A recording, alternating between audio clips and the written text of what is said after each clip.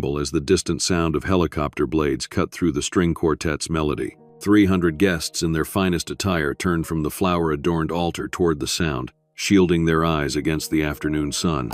Victor Reed, heir to one of the country's largest pharmaceutical empires, stood frozen at the altar. The color drained from his face as he recognized the sleek black helicopter descending on his family estate's helipad. "What is it? Who's that?" His bride, Sophia, clutched his arm, her diamond bracelet digging into his skin. But Victor couldn't answer. The breath had left his body as the helicopter door opened, and a woman in a tailored white suit stepped out, her caramel hair dancing in the wind from the slowing rotors. Then, two small figures emerged behind her, twins, a boy and girl no older than 6, each holding one of her hands as they walked with practiced confidence toward the wedding ceremony. Victor's mother gasped audibly. Anyone could see it. The children had Victor's eyes. 6 years earlier, Victor and Eliza Reed were the definition of a power couple. He was the brilliant heir to Reed Pharmaceuticals, she a biochemist whose research had already saved countless lives. Their wedding had been the social event of the season, with their vows exchanged in the same garden where Victor now stood with another woman. Their marriage seemed perfect, passionate, supportive, and built on mutual respect. They traveled the world together, donated millions to charity, and were preparing to start a family. Behind the scenes, though, storm clouds were gathering. Victor's childhood friend Julian had joined Reed Pharmaceuticals as CFO, bringing his sister Sophia into their social circle. What no one knew was how these two siblings would systematically destroy everything Victor and Eliza had built. Before we continue the story, let us know where you're watching from. The Reed estate glittered under the evening lights as waitstaff in crisp uniforms circulated through the annual charity gala. Victor watched his wife across the crowded ballroom, admiring how Eliza commanded attention in her emerald gown as she discussed her latest research with the health minister. 6 years of marriage had only deepened his attraction to her brilliant mind and kind heart. "She's quite something," Julian said, appearing beside Victor with 2 whiskeys. "You're a lucky man." Victor accepted the drink with a smile. "Don't I know it? The clinical trials on her cancer treatment protocol are showing incredible results." The boards thrilled. Julian nodded, his eyes following Eliza, as she laughed at something Sophia said. "Must be nice, having beauty and brains under one roof." "We're trying for a baby, you know," Victor confided, the whiskey loosening his usual reserve. "Eliza's been tracking everything. Says the timing is perfect this month." Julian's smile tightened almost imperceptibly. "Fatherhood, huh? That'll change everything." Later that night, Eliza stepped out of their ensuite bathroom to find Victor sitting on the edge of their bed, her phone in his hand. His face was unrecognizable, contorted with rage and betrayal. "Victor, what are you doing with my phone?" "Who is Michael?" His voice was dangerously quiet. Eliza's brow furrowed in confusion. "Michael? I don't know any." "Don't lie to me." He thrust the phone at her, displaying text messages she'd never seen before, intimate messages, explicit plans for meetings. 3 months you've been seeing him? In our bed, Eliza? While I was traveling for work? Victor, I've never seen these messages before. I don't know any Michael. Her hands trembled as she scrolled through conversations that appeared to be from her number but contained words she'd never written. Your perfume was on his clothes. He knew things about our house only someone who'd been here would know. Victor stood, running his hands through his dark hair. Julian found him. The private investigator confirmed everything. Julian? Eliza's mind raced. Victor, these are fake. Someone planted these messages. I would never. The bedroom door opened, and Julian entered without knocking. Security found these in her car. He handed Victor a small bag containing a man's watch and a hotel key card. I've never seen those before, Eliza cried, reaching for Victor, who jerked away as if her touch would burn him. Get out, Victor whispered, then louder. Get out of my house. Victor, please, I'm your wife. I love you. Tears streamed down her face as Julian signaled to security guards waiting in the hallway. Not anymore. I want divorce papers drafted tonight, Julian. Already taken care of, Julian replied, not meeting Eliza's desperate gaze. The next moments passed in a horrific blur as security escorted Eliza from the bedroom. She begged Victor to listen, to think logically. Why would she cheat when they were trying for a baby? But rational thought had abandoned him, replaced by a primal rage fueled by what appeared to be irrefutable evidence. Within 30 minutes, Eliza found herself standing on the driveway in her nightgown, watching as staff threw hastily packed suitcases into the trunk of her car. Victor watched from the balcony, his face a stone mask, while Julian stood beside him, a hand on his shoulder in apparent consolation. Your access cards have been deactivated. The head of security informed her coldly. Your accounts will be frozen by morning. Mr. Reed suggests you don't try to contact him or anyone at the company. Rain began to fall as Eliza sat in her car, gasping for breath between sobs. Her phone buzzed with a notification. Access to her email revoked. Then another. Her building access terminated. Then a third. A preliminary notice of divorce proceedings. 5 miles from the estate, she pulled into a 24-hour pharmacy parking lot and sat trembling under the fluorescent lights. This couldn't be happening. There had to be some explanation. Someone had set her up, but who and why? Her mind immediately went to Julian's strange behavior over the past months. The way he seemed to appear whenever she and Victor disagreed. The subtle suggestions that she might be working too much or traveling too often. Then a wave of nausea hit her. A familiar sensation from the past few mornings that she'd attributed to stress. With shaking hands, she went to the pharmacy and purchased a pregnancy test. 3 minutes later, staring at the positive result in the pharmacy's sterile bathroom, Eliza Reed's world completely collapsed. She was pregnant with Victor's child, homeless, and facing a vicious divorce orchestrated by someone she now suspected had been plotting this for months. As dawn broke, she parked near Victor's office building, determined to make him listen. But security intercepted her before she reached the door. Mr. Reed doesn't want to see you, Mrs. Reed, the guard said, uncomfortable but firm.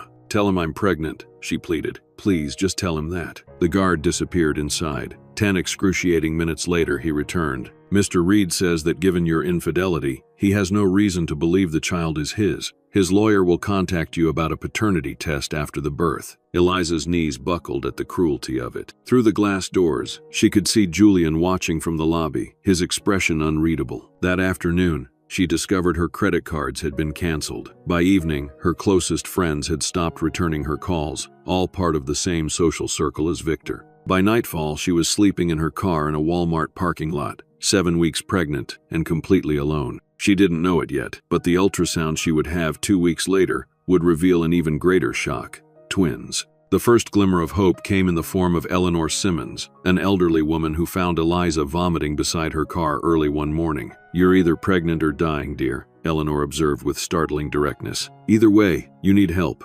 Eleanor, a widow who had lost her only daughter to cancer years before, offered Eliza her daughter's old room until she could sort things out. It was in Eleanor's modest home that Eliza finally found space to think clearly about what had happened and to plan her response. She pawned her wedding ring for $12,000, a fraction of its value, but enough for prenatal care and a used laptop. Then she began meticulously documenting everything that had occurred, creating timelines, saving what evidence she could salvage. The picture that emerged confirmed her suspicions. Julian, with Sophia's help, had orchestrated her downfall. But why? What could they possibly gain? The answer came from an unexpected source. While browsing job listings at a coffee shop, Eliza overheard 2 pharmaceutical researchers discussing irregularities in Reed Pharmaceuticals' recent drug trial reports. The numbers don't add up, one whispered. The side effect profiles were clearly altered before submission. Julian Thomas signed off on everything, the other replied. Victor Reed probably never even saw the original data. Eliza's scientific mind clicked into high gear. She had been working on those very trials before her expulsion.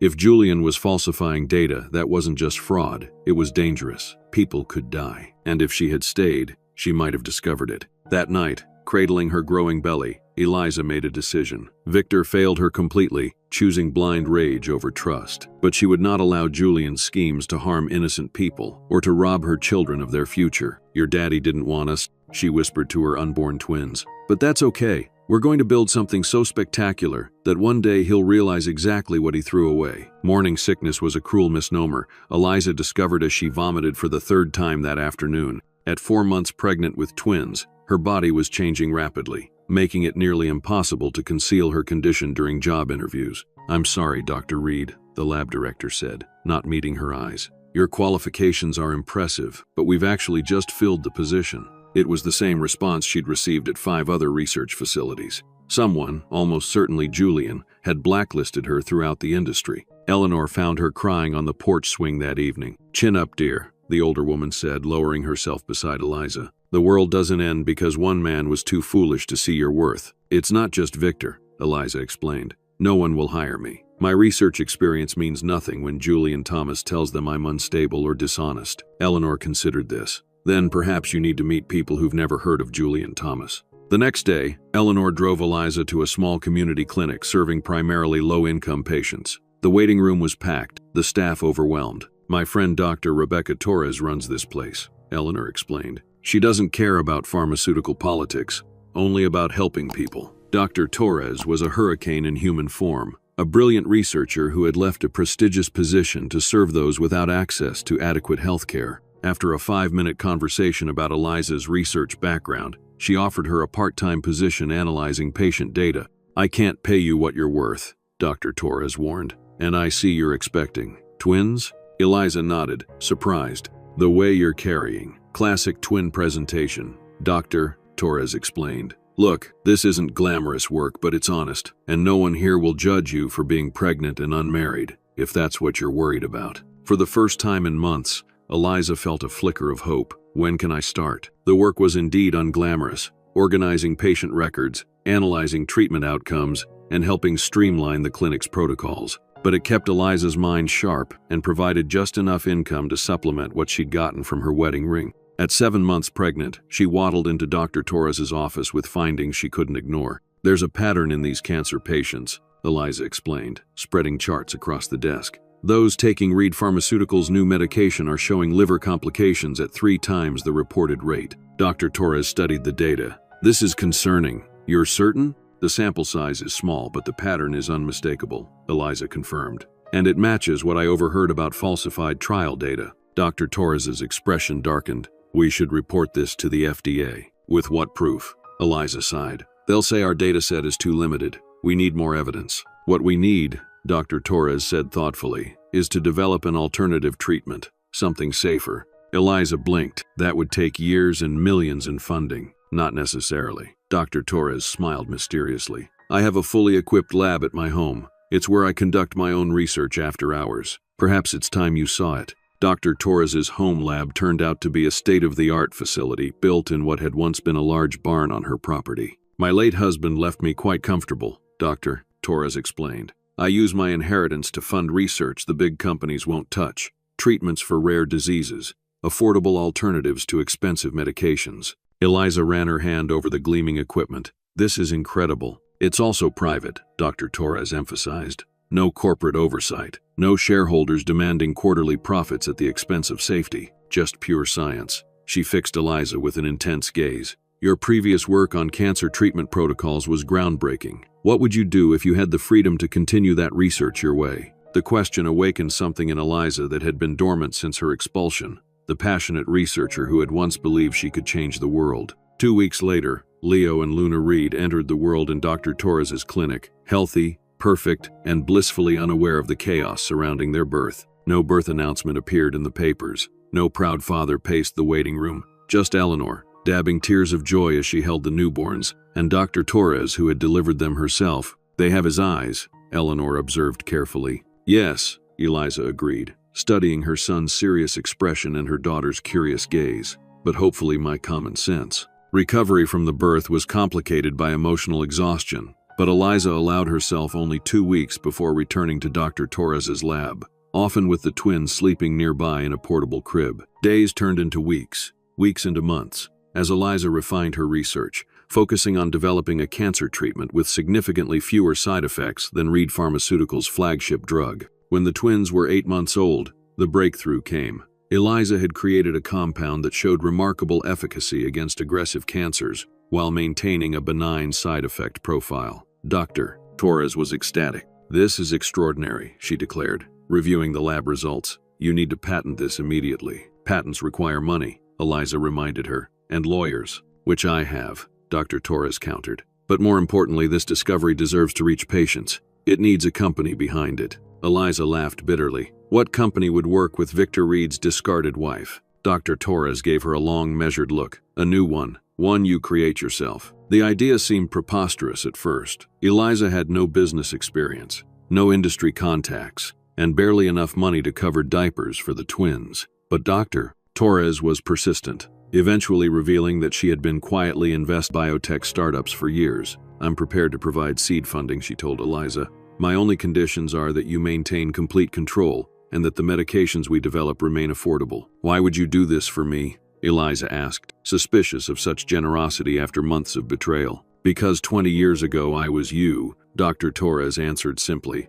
Brilliant, betrayed, and underestimated. The man who did it to me went on to become a pharmaceutical giant, selling medications at 20 times their production cost. I've spent 2 decades looking for someone who could help me change that system. She smiled at the twins playing on a blanket nearby. Consider it my investment in the next generation. Phoenix Pharmaceuticals was born in Dr. Torres's barn laboratory, with Eliza using her maiden name Eliza Winters to avoid immediate association with Reed Pharmaceuticals. Their first patent application went through without a hitch. Julian and Victor remained completely unaware that their former colleague was building a rival company. By the time the twins turned 2, Phoenix had secured FDA approval for their first medication and had begun small-scale production. Dr. Torres's industry contacts proved invaluable, opening doors that would have remained firmly closed to Eliza alone. Their first major contract came from Mercy Hospital Network, which had been struggling with the high cost and concerning side effects of Reed Pharmaceuticals' cancer treatments. Phoenix offered an effective alternative at half the price, with significantly better patient outcomes. The announcement made small ripples in industry publications. Newcomer Phoenix Pharmaceuticals, led by scientist Eliza Winters, secures multi-million-dollar contract with Mercy Hospital Network, challenging established players in the oncology medication market. At Reed Pharmaceuticals, the news received little attention. A new competitor was hardly unusual in their industry, and the company name raised no red flags. Only when their largest hospital client announced they were switching suppliers did alarms begin to sound. Julian Thomas stormed into Victor's office, tossing a report onto his desk. We just lost Metropolitan Medical to some startup called Phoenix. That's $30 million in annual revenue gone. Victor, now more involved in the social aspects of business than the scientific work that had once passionate him, barely looked up. So, offer them a better deal. I did, Julian snapped. They refused. Said Phoenix's medication has superior outcomes and fewer side effects. Their exact words were, Reed's product doesn't compare. This finally captured Victor's attention. That's impossible. Our R&D team has been working on that formulation for years. Well, apparently this Eliza Winters person solved in 2 years what our team couldn't manage in 5. Julian's tone was carefully calibrated to suggest incompetence, rather than his own sabotage of Reed's research. The department after Eliza's departure. Eliza Winters? Victor frowned, the name stirring something in his memory. No one knows much about her, Julian continued smoothly. She emerged from nowhere about 3 years ago, very private, never gives interviews, but her science is apparently exceptional. I want to meet her, Victor decided. Set up a dinner. Perhaps we should consider acquiring Phoenix rather than competing with it. Julian's expression tightened almost imperceptibly. I'll try, but my sources say she refuses most meeting requests, especially from larger pharmaceuticals. Everyone has their price, Victor replied dismissively, returning to the social calendar on his desk where Sophia had marked several charity galas they would attend together. Meanwhile, across the city, Eliza sat in Phoenix's modest but growing headquarters, reviewing their latest financial projections while the twins colored quietly in her office's small play area. Reed Pharmaceuticals lost another contract today, her assistant mentioned, placing fresh reports on her desk. Their stock dropped 8%. Eliza allowed herself a small smile. How unfortunate for them. There's also this, the assistant added, sliding over a business magazine. On the cover was Victor, with Sophia on his arm at a charity event. The headline read, Reed heir to Wednesday Sophia Thomas in spring ceremony. Eliza's expression remained neutral as she studied the image of the man who had thrown her out in the night, the man whose children were now quietly drawing pictures just feet away, children he had never bothered to confirm were his, despite his initial demand for paternity testing. Mom, look, Luna held up a drawing of what appeared to be their small family, Eliza, Leo, Luna, Eleanor, and Dr. Torres, all holding hands. It's us! That's beautiful, sweetheart, Eliza replied, her voice steady despite the emotions swirling within her. Later that night, after tucking the twins into bed, Eliza sat on her balcony overlooking the city. In the distance, she could see the Reed Pharmaceuticals tower illuminated against the night sky. 3 years of strategic work had built Phoenix into a formidable competitor, one that was beginning to seriously impact Reed's bottom line. But that had never been her primary goal. Her phone chimed with a message from her investigator, a former patient whose life had been saved by Phoenix's medication and who now used his skills as a financial analyst to track Reed Pharmaceuticals' activities. Found something significant in their quarterly filings. Hidden inconsistencies suggest at least $50 million unaccounted for. Need to dig deeper. Also, wedding date confirmed. May 15th. May 15th. The exact date, 6 years earlier, when security had escorted her from her home. Eliza closed her eyes. The timing couldn't be coincidental. Julian and Sophia had a flair for psychological cruelty.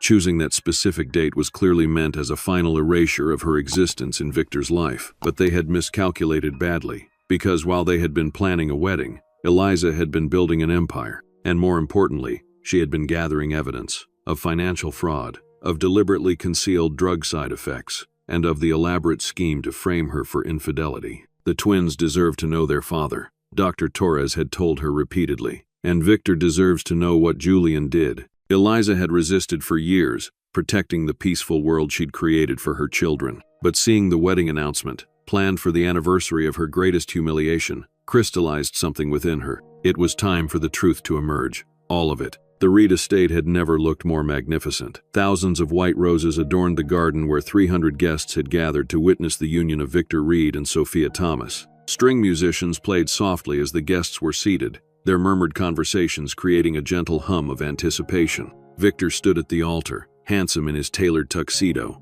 though close observers might note the slight hollowness in his eyes. In the front row, his parents exchanged concerned glances. They had never fully warmed to Sophia, though they'd kept their reservations private. Julian Thomas, serving as best man, surveyed the scene with poorly concealed satisfaction. Everything had gone according to plan. Within months of Eliza's removal, he had introduced his sister to Victor. Her calculated affection had been the perfect distraction from Victor's occasional questions about the evidence against Eliza. Meanwhile, Julian had systematically redirected company funds, established offshore accounts, and positioned himself to eventually take control of Reed Pharmaceuticals entirely. The wedding officiant took his position. The music shifted to the bridal march. Sophia appeared at the end of the aisle in a designer gown that had cost more than most people's homes. And then, the distant sound of helicopter blades. At first, guests assumed it was part of the celebration, perhaps an elaborate entrance or surprise planned by the groom. But Victor's expression of confusion quickly shifted to alarm as the black helicopter descended toward the estate's helipad. "What's happening?" Sophia demanded, reaching the altar as the guests began to turn toward the noise. Victor didn't answer. Something about the helicopter seemed oddly familiar. The ceremony paused as the helicopter landed. Security personnel moved uncertainly toward the helipad. Unsure whether to intervene, no one had authorized them to stop the aircraft. Then the door opened, and she stepped out. Even from a distance, Victor recognized her immediately. The world seemed to narrow to a single point as Eliza, his ex-wife, the woman he had cast aside 6 years earlier, walked calmly toward the ceremony in an elegant navy suit that emphasized how little she had changed. Her hair was different, her posture more confident, but her face stirred something deep within him that he had tried desperately to forget. Then 2 small figures emerged from the helicopter behind her. A boy and girl holding her hands, looking around with curious expressions that mirrored Victor's own when confronted with something new. "Oh my God," Victor's mother whispered, rising from her seat. "Richard, look at them." Victor's father stood as well, his face pale with shock. "They have his eyes." Victor's eyes. The murmurs spread through the crowd as Eliza and the children walked deliberately toward the ceremony. Security looked to Victor for direction, but he remained frozen, unable to process what he was seeing. "What is this?" Sophia hissed, grabbing Victor's arm. "Who is that woman? Why is she here with those children?" Julian stepped forward, his face contorted with rage and fear. "I'll handle this." He signaled to security, but Eliza's calm voice cut through the chaos. "I wouldn't, Julian. Not unless you want your financial activities made public right now instead of in tomorrow's papers." Julian faltered as Eliza and the children reached the edge of the seating area. The twins, impeccably dressed and remarkably composed for their age, stayed close to their mother, studying the scene with intelligent eyes. "Victor," Eliza said, her voice carrying across the now silent gathering. "Meet your children, Leo and Luna. The ones you never knew existed when you threw me out 6 years ago." The collective gasp from the guests was audible. Victor's mother pressed a hand to her mouth,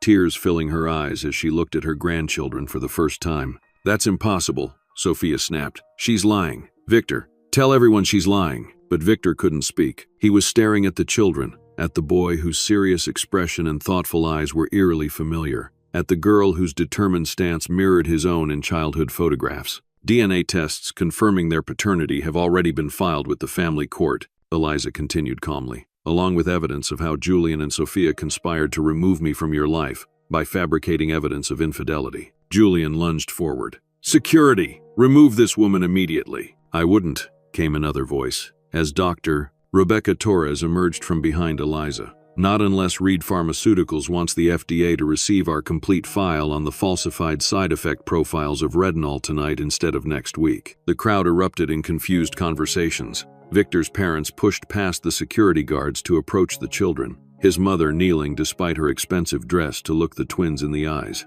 Hello, she said softly. I would be your grandmother. Luna, ever the bolder of the twins, studied the older woman carefully before replying. You look like the pictures Mom keeps in our memory box. This simple statement, revealing that Eliza had ensured the children knew their paternal family despite everything, seemed to break something in Victor's mother. She began to cry openly, reaching out a tentative hand that Luna accepted with surprising grace. Victor finally found his voice. Eliza, how? When? I was 7 weeks pregnant when you threw me out, she replied, keeping her tone measured despite the emotions churning beneath the surface. I tried to tell you. Your security guards delivered the message. You said you wanted a paternity test after the birth, but no one ever contacted me. Victor turned to Julian, confusion and dawning horror on his face. What are you talking about? I never received any message about a pregnancy. Julian's expression hardened. She's lying. This is obviously some elaborate scheme to... To what, Julian? Eliza interrupted. To disrupt the wedding you specifically scheduled for the anniversary of my expulsion? To reveal that you and Sophia have embezzled over $80 million from Reed Pharmaceuticals? Or perhaps to inform Victor that I'm the Eliza Winters he's been trying to meet, the founder of Phoenix Pharmaceuticals that's been steadily taking his market share for the past 3 years. The revelations landed like physical blows. Victor staggered back, looking from Julian to Sophia, then back to Eliza and the children, his children, standing calmly amid the chaos they had initiated. This is absurd, Sophia declared, though her voice trembled slightly. Victor, she's clearly disturbed. We need to have her removed. Actually, came a new voice from the back of the gathering. I think we'll be removing you, Miss Thomas. 2 individuals in dark suits approached, displaying federal badges. FBI. We have questions about certain financial transactions between Reed Pharmaceuticals and offshore accounts in your name. As the federal agents escorted a protesting Julian and Sophia away from the ceremony, the wedding guests began to disperse in confused, scandalized groups.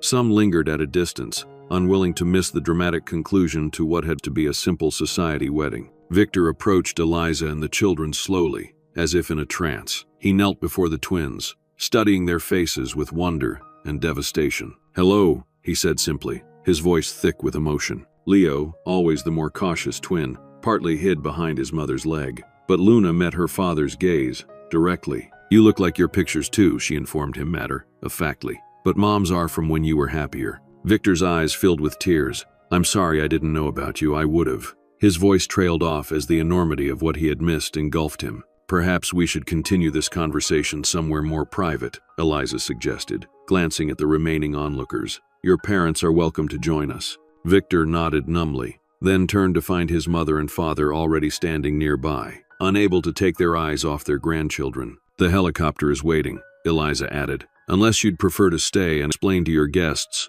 why there won't be a wedding today. As they walked toward the helipad, Victor found himself beside Eliza, the twins slightly ahead with his fascinated parents. Why now? He asked quietly. After 6 years, why choose this moment? Eliza's expression remained carefully neutral. Because the twins deserve to know their father, because your parents deserve to know their grandchildren, and because Julian and Sophia were about to complete their takeover of your company, leaving you penniless and potentially implicated in their crimes. She paused. The timing of the wedding date, the anniversary of when you threw me out, merely provided a certain poetic symmetry. In the helicopter, as they flew toward Eliza's home, Victor watched his children point excitedly at landmarks below. They were bright, articulate, and obviously well-raised. The life Eliza had built without him suddenly seemed to materialize in his mind. The birthdays he had missed, the first steps, first words, the nightly bedtime stories and morning breakfasts. 6 years of memories he would never recover. Where are we going? Victor asked quietly.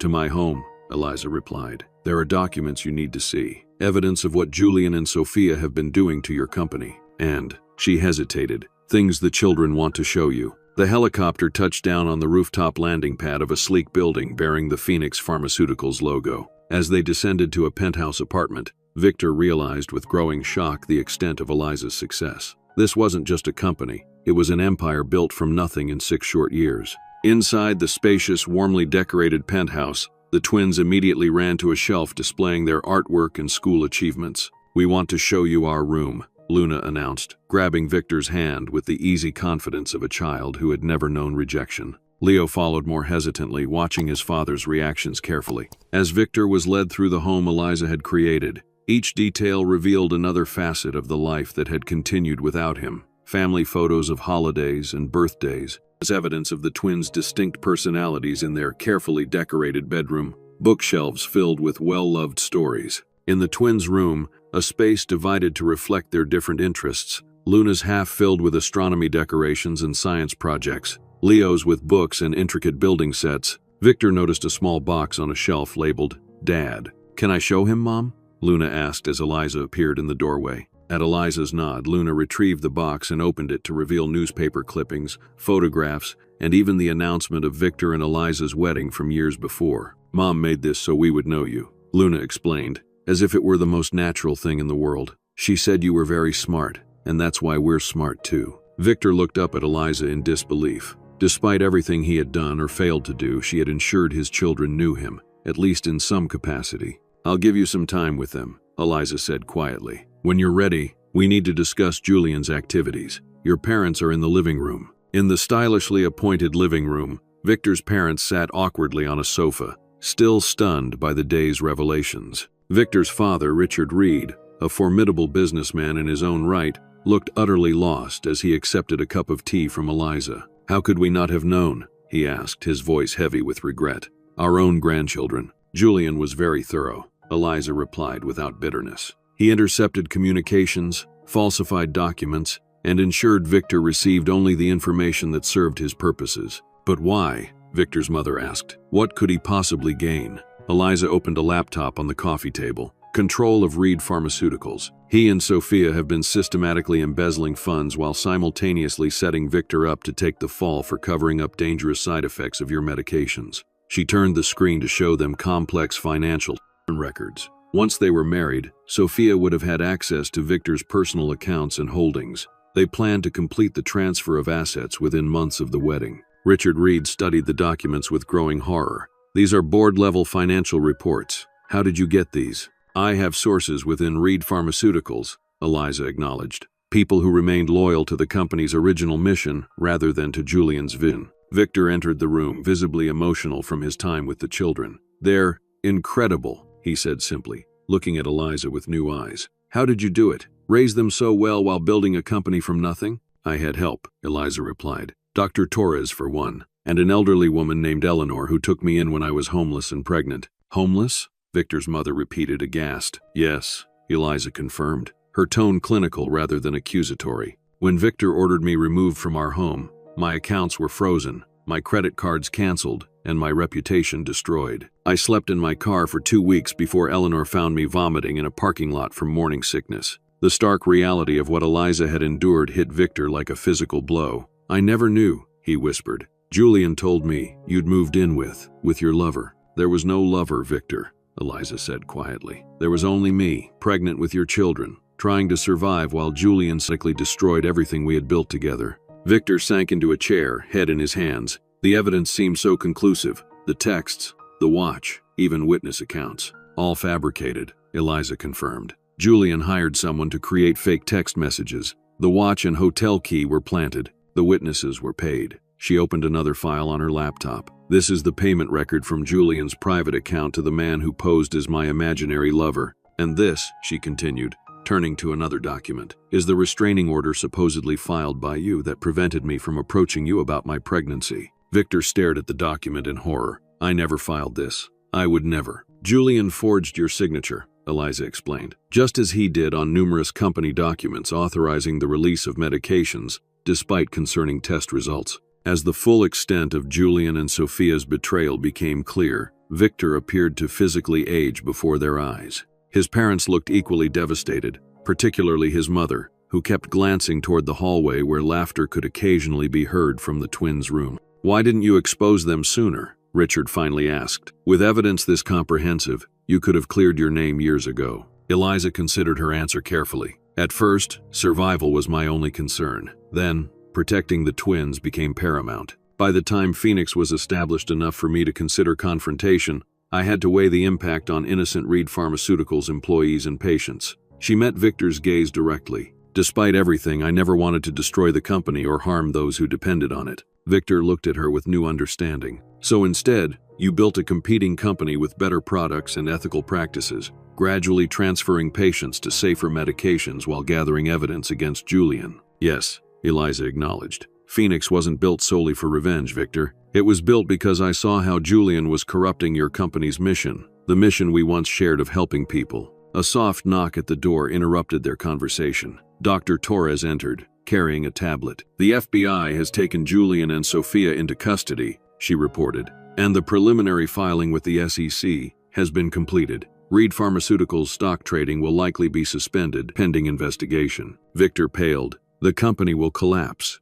"Not necessarily," Eliza replied. "I've prepared a proposal for consideration." She retrieved a folder from her desk and handed it to Victor. "A merger between Phoenix and Reed. It would preserve jobs, maintain patient access to medications, and allow for an orderly transition while the legal issues are addressed." Victor opened the folder with trembling hands, scanning the detailed proposal with growing amazement. "You've prepared for every contingency," he murmured. "I've had 6 years to consider the possibilities," Eliza replied simply. As Victor and his parents reviewed the proposal, Eliza stepped into the hallway with Dr. Torres. "Are you certain about this?" Dr. Torres asked quietly. "After everything he did?" Eliza watched through the doorway as Victor studied the document that could save his family's legacy. "This isn't about Victor," she replied. "It's about the twins having a relationship with their father and grandparents. It's about preserving jobs and continuing to help patients." Dr. Torres smiled knowingly. "And it has nothing to do with finally showing him exactly what he lost when he chose to believe Julian over you." For the first time that day, Eliza's composed expression cracked slightly, revealing a glimpse of the pain she still carried. "Perhaps there's some satisfaction in that," she admitted, "but revenge was never my primary motivation." "No," Dr. Torres agreed, squeezing her friend's hand. "That's why you succeeded where Julian failed. He was driven by greed and resentment. You were driven by something far more powerful, the determination to create something good from something terrible." The twins appeared in the hallway, their initial excitement giving way to uncertainty as the day's events began to overwhelm them. "Mom?" Leo asked quietly. "Is he really staying? For dinner?" Eliza knelt to her son's level. "Your father and your grandparents would like to have dinner with us, yes. Is that okay with you?" Leo considered this seriously. "Does this mean we have to call him Dad now?" "No, sweetheart," Eliza assured him. "You can call him whatever makes you comfortable. This is all very new, and everyone understands that." Luna, ever practical, had a different concern. "Will they come to our birthday party next month? We're having a space theme, and Grandma Eleanor is making the cake." The simple question, reflecting a child's straightforward priorities, shifted the heavy atmosphere. Eliza smiled genuinely for the first time since the helicopter landing. "That's something we can discuss over dinner," she replied. "For now, why don't you both wash up while I check on our guests?" As the children scampered off, Eliza returned to the living room where Victor and his parents were engaged in intense discussion. They fell silent as she entered. "The twins would like to know if you're staying for dinner," she announced. "And Luna has already advanced to questions about birthday party attendance next month." Victor looked up, his eyes red-rimmed but filled with determination. "I'd like that. The dinner and, if you'll allow it, the birthday party too. We understand if it's too soon," his mother added hastily. "We've missed so much already, but we don't want to overwhelm them." Eliza studied them, the family that had once been hers, now strangers connected by blood to her precious children. "Dinner is a good place to start," she decided. "As for the future, that depends on many factors.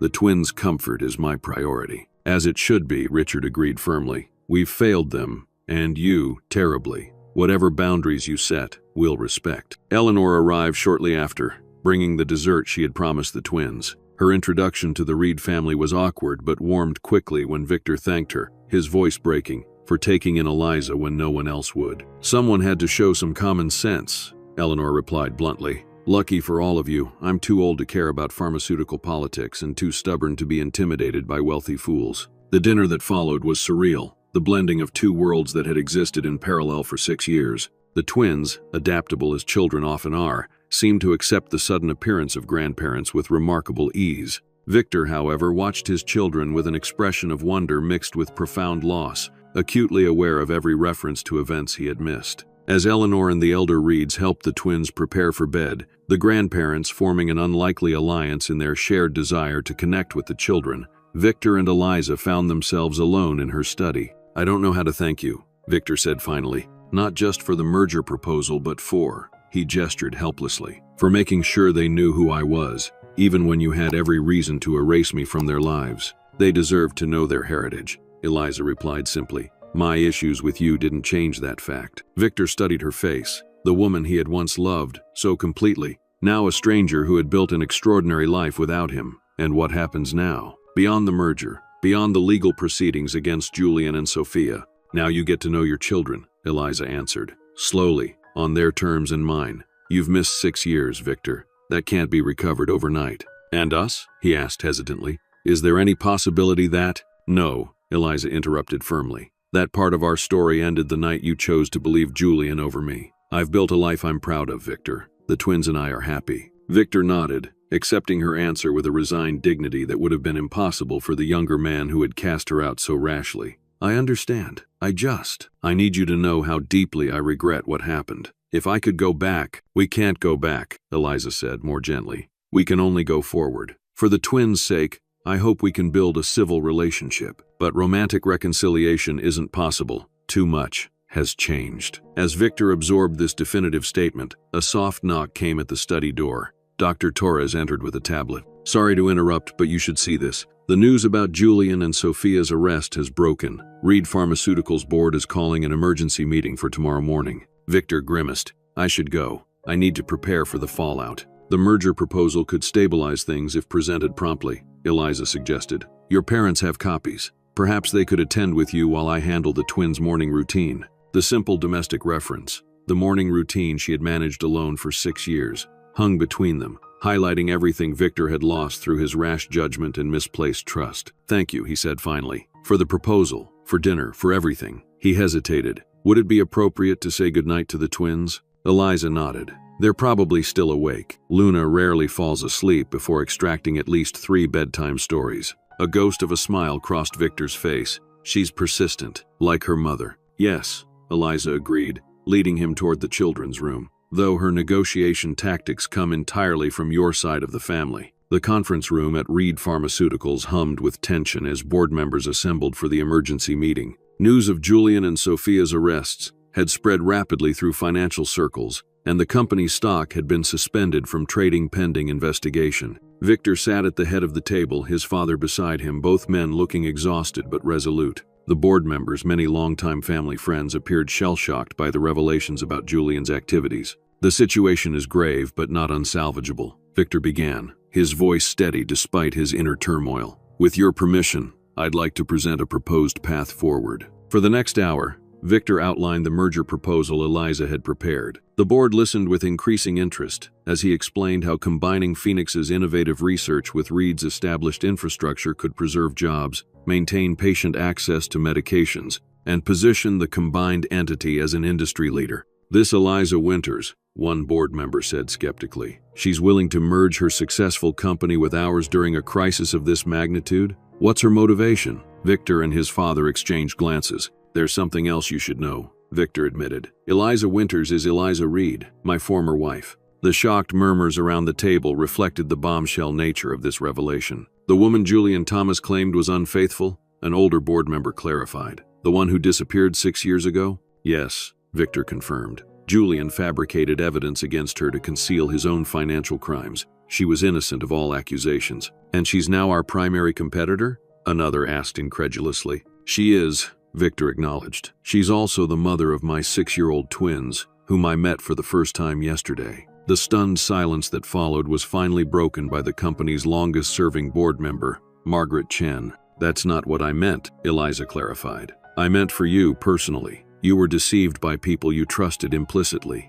That isn't something one simply moves past." Victor considered her question seriously. "I've started therapy," he admitted. "Something I should have done years ago, after my brother's death. Julian exploited my grief and insecurities masterfully." He met her gaze. "I'm not the same man who threw you out, Eliza. I can't change what I did, but I can ensure I never make that kind of mistake again. Eliza nodded, accepting his answer without comment. The merger announcement made headlines across business publications. Phoenix and Reed Pharmaceuticals announce historic merger. CEO Eliza Winters, revealed as Victor Reed's ex-wife in stunning corporate and personal reconciliation. The personal aspect of the story, the wronged wife returning triumphantly with hidden children and a superior company, captured public imagination. Interview requests flooded in, which Eliza politely but firmly declined. This isn't a tabloid drama, she told her PR team. It's a business merger, with personal elements that aren't for public consumption. As the weeks passed, Victor's relationship with the twins gradually deepened. Leo began to lower his guard, especially after discovering his father's extensive library and shared interest in geology.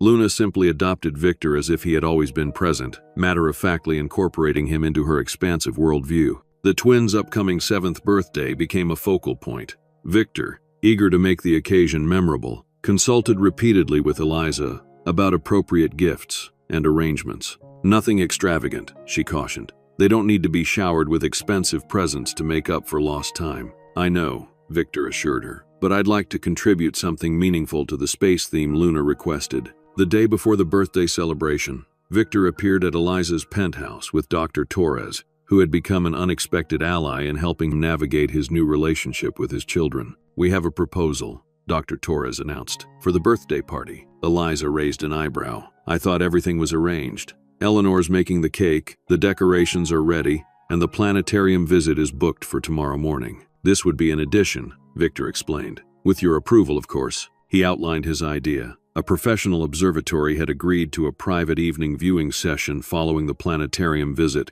The twins and their friends would have access to powerful telescopes during an unusually clear night, when several planets would be visible. That's actually perfect, Eliza acknowledged. Luna will be ecstatic. And for Leo, Victor continued more hesitantly, I've arranged for a geologist from the Natural History Museum to bring several rare specimens for him to examine, including, he added with a small smile, a fragment of the meteorite that created Barringer Crater. Eliza looked at him with new appreciation. You've been paying attention to their interests. Of course, Victor replied simply. They're extraordinary children. Getting to know them has been the greatest privilege of my life. The birthday celebration unfolded perfectly. The twins, surrounded by friends from school and both sides of their unusual family, blossomed under the attention. Eleanor and Victor's mother had formed an unexpected alliance, coordinating decorations and food with military precision. Richard Reed, initially awkward around children, had found his niche helping Leo organize his growing rock collection. At the observatory that evening,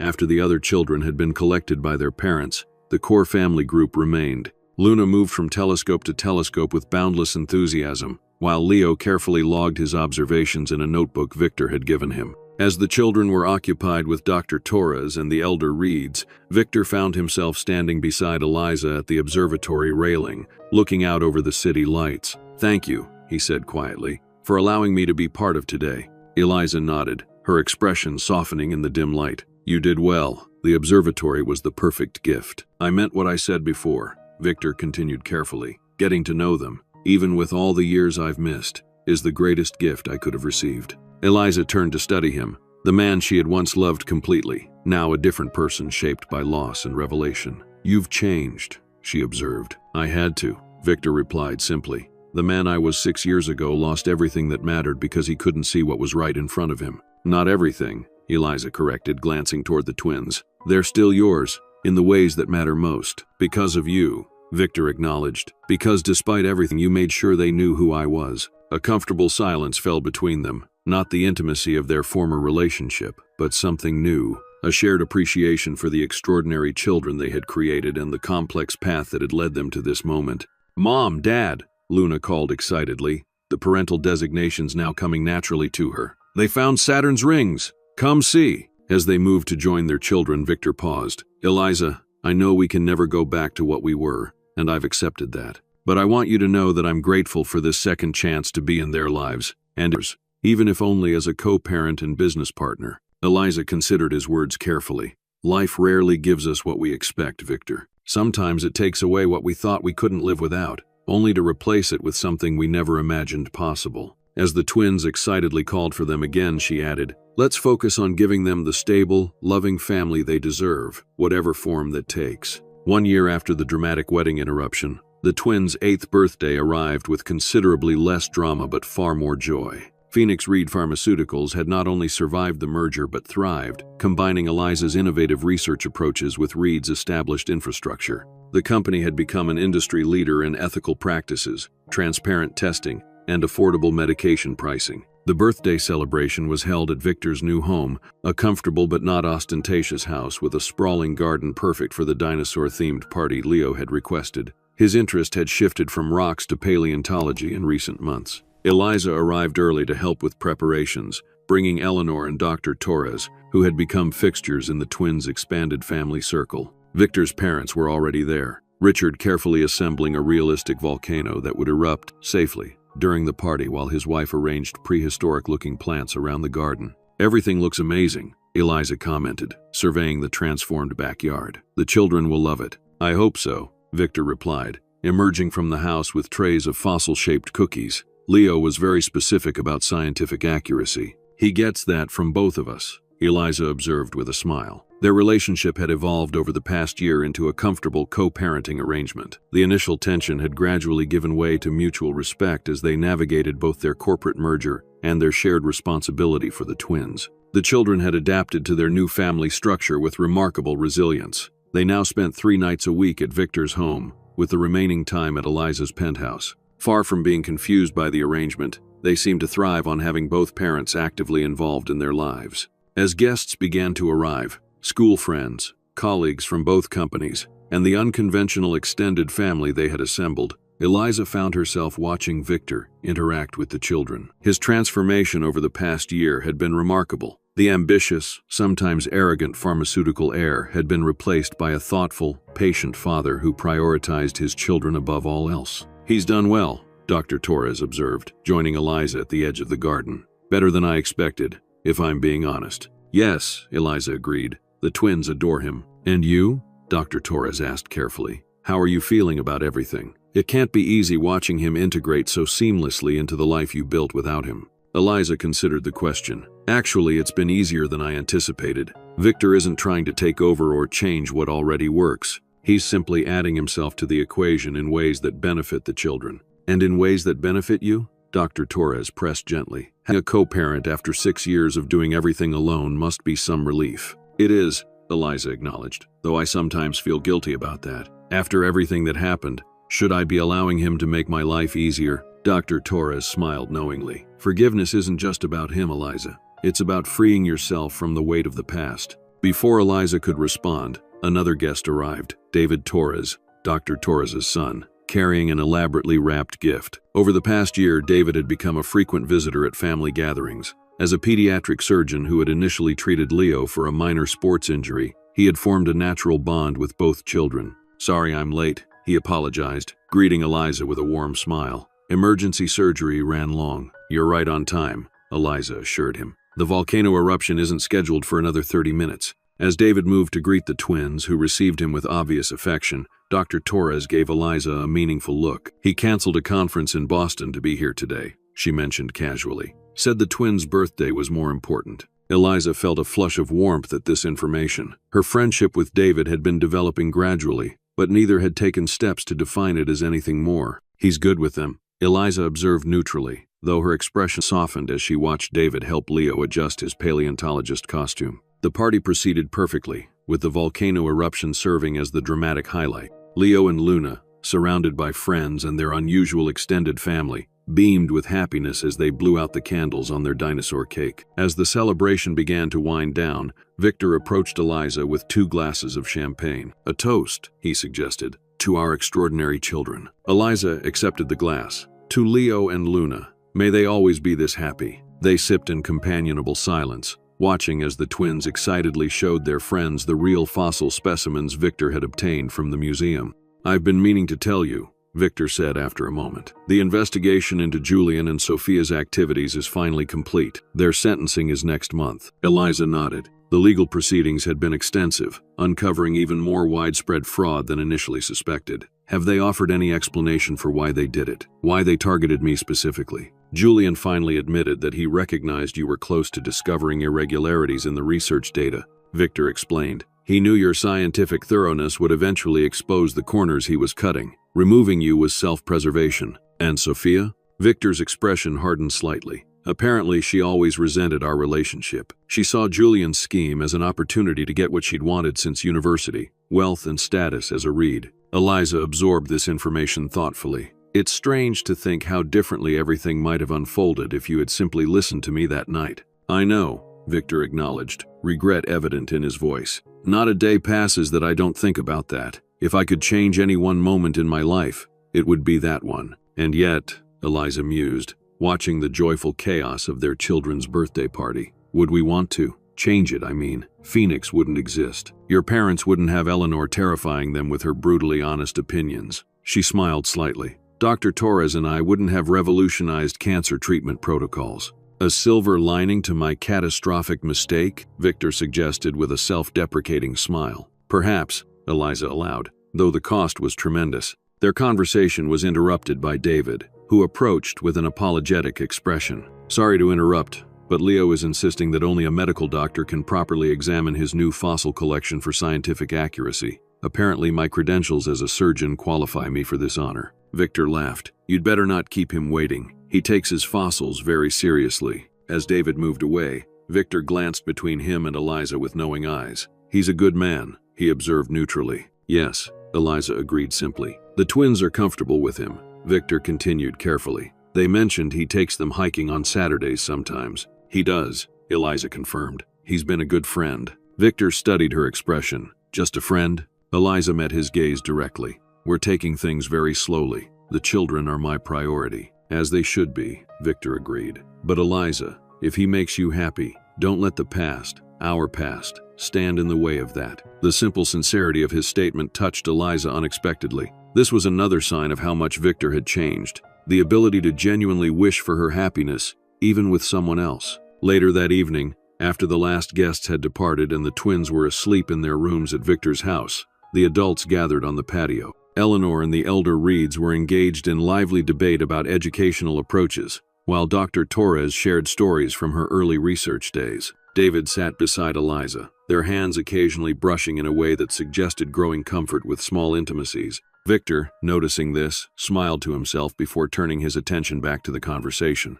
As midnight approached, Eleanor announced it was time for her to depart, prompting a general movement to conclude the evening. The twins would stay with Victor until morning, following their established routine. I'll walk you out, David offered as Eliza gathered her things. At the front door, away from the others, he hesitated. I've been meaning to ask you something. Eliza looked at him expectantly. There's a medical conference in Vienna next month, he explained. 3 days, I thought. Perhaps you might consider joining me? We could extend it to a week, see the city. The invitation hung between them, not just an offer of travel, but a step toward defining their relationship more clearly. I'd need to check with Victor about the twins, Eliza began cautiously. Already did, David admitted with a sheepish smile. He assured me he could adjust his schedule to have them that week. Dr. Torres volunteered to help too. Eliza raised an eyebrow. You've been planning this. Hoping, David corrected gently. I know how important the children are to you. I wouldn't suggest anything that complicated their lives. The care behind his consideration, not just for her, but for the entire complex family she had built, touched Eliza deeply. Vienna sounds wonderful, she said finally, allowing herself to accept the possibility of personal happiness that had nothing to do with revenge or redemption. The following morning, Victor prepared breakfast as the twins energetically recounted their favorite parts of the party. Eliza arrived to collect them, accompanied by David, who had offered to drive them to their weekend science club.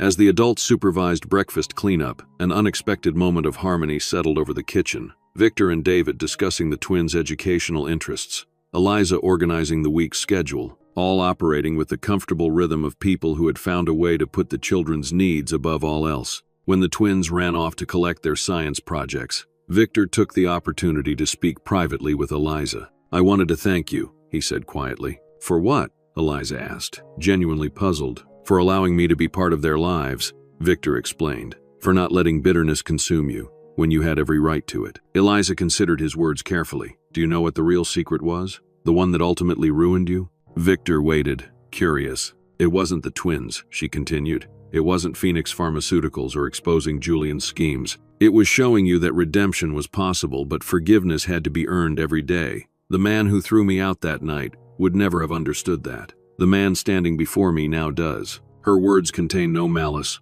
only a recognition of truth. Victor nodded slowly, accepting both the assessment and the implicit acknowledgement that he had indeed changed. "Mom, Dad, we're ready," Luna called from the hallway, where she and Leo waited with their backpacks and science projects. As they moved to join the children, Victor asked softly, "Are you happy, Eliza? Truly?" She glanced toward David, who was helping Leo adjust his dinosaur diorama, then back to the twins, healthy, brilliant, and surrounded by people who loved them. Finally, she considered herself, the woman who had risen from homelessness to build a pharmaceutical empire, who had raised extraordinary children alone, and who had now found a peaceful resolution to what had once seemed an unforgivable betrayal. "Yes," she answered honestly. "Not in the way I once imagined, but perhaps in a better way than I could have planned." Outside, as they prepared to separate, the twins going with Eliza and David to science club, Victor heading to a company meeting, Leo suddenly paused.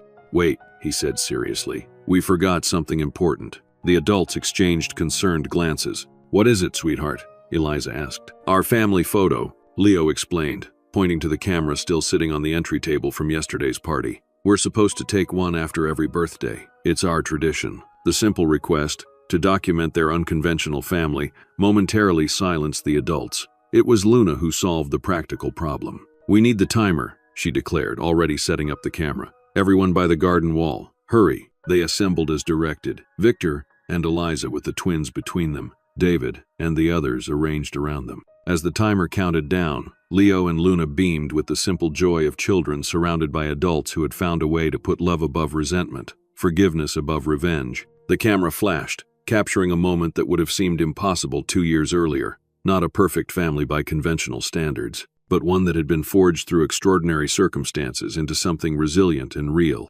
Later that evening, as Eliza reviewed work documents while the twins completed homework at her dining table, her phone chimed with a message from Victor. He had sent the family photo, accompanied by a simple text. "Not what either of us imagined, but perhaps better than what we planned. Thank you for showing me that the most powerful revenge wasn't destruction, but creation." Eliza studied the image, her children's joyful faces surrounded by the unusual extended family they had assembled. Victor was right. The revenge she had ultimately taken wasn't destroying him or his company. It was creating something so extraordinary from the ashes of betrayal that it transformed everyone it touched, including, most surprisingly, herself. What would you have done in Eliza's position? Would you have chosen revenge, reconciliation, or something entirely different? The choices we make in our darkest moments often reveal our true character more than our actions in times of happiness. If you enjoyed this story of resilience, redemption, and the complex nature of forgiveness, please consider subscribing to our channel. In the comments below, I'd love to hear your thoughts on what aspect of Eliza's journey resonated most with you. Until next time, thank you for listening.